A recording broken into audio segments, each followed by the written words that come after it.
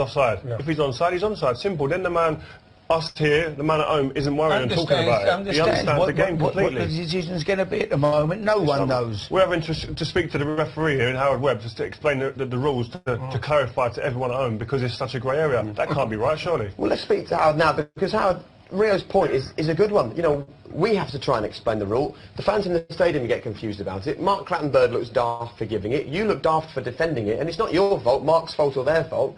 It's that the rule is daft. Yeah, it is really complicated, isn't it? And I think what they've done over the years, they've tried to clarify it to give us some consistency. So they've added little bits into the law, but in the end they've ended up excluding other things. And you're right, it's not very clear and it's not well communicated.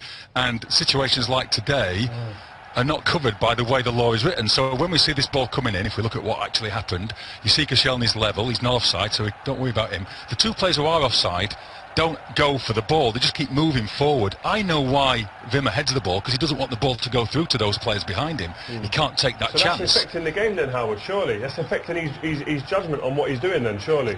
It does, it affects what the defender does, but the actions of the attacker are not covered under the way the law is written. And we'll have a look at the law, we'll have a look at the way it's written and the way the officials are instructed to deal with it. So we're going to see the way that Law 11 is written, and it talks about a player in an offside offence.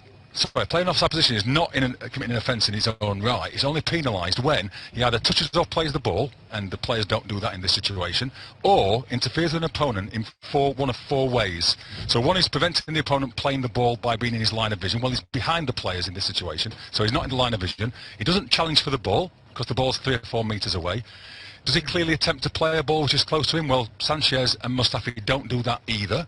And the only one that you could maybe make a loose case for is make an obvious action which impacts on the ability of the opponent to play the ball. Well, that one does, surely. Wimmer's ability to play the ball is not impacted because they're not impeding him to play. He chooses to head the ball. He chooses because he can field a man around him.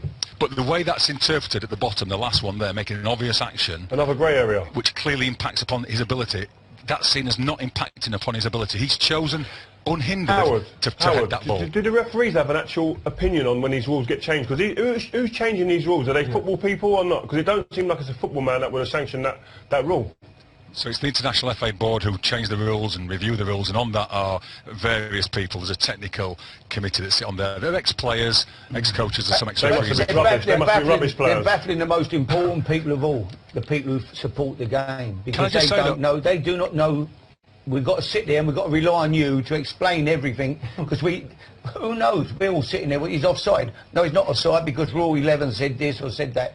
I just think we're absolutely complicating the game for the most important people. Can I just say that, Harry, as well, the point about if you're offside, you're offside, that's not true. I mean, I think a third of goals scored in the Premier League are scored with a player in an offside position who has no impact at all. Even a winger who beats men down the flank and crosses the ball to a guy who powers the header forward, he's in an offside position when the header comes forward. So we have to have some interpretation. We can't just say offside's offside, otherwise we'll rule out loads of good goals. And as soon as you start having interpretation, you start having some element of possible inconsistency. And that's why the law is quite tight, to try to reduce the inconsistency.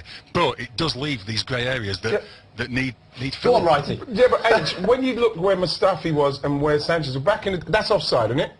Where they were. So why has that all of a sudden? I can't understand why that's, because we know because when you're defending that, you're thinking to yourself, right, we're going to hold this line, because if they move and this ball was straight where it was coming in from, you're thinking, well, if they're going to move from here, they're going to be offside, we're fine. And that's just taking that completely out of the game.